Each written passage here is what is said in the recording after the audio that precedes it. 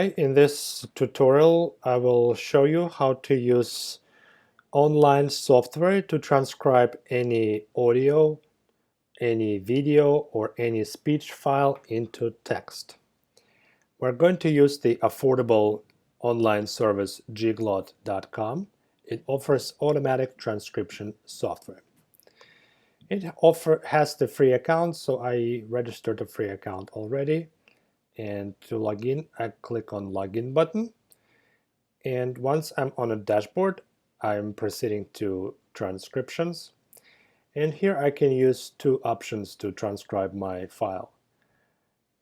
Either browse my computer and upload a file from my hard drive, or go into YouTube and copy-paste the URL from YouTube and upload the YouTube video for transcriptions.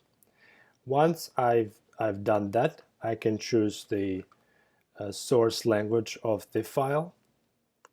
In my case, it's English, and then select the number of speakers that are speaking in that file. I have 3 speakers.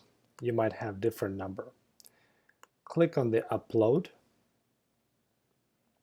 Once the file is uploaded, you need to click on Get Transcription button down below here.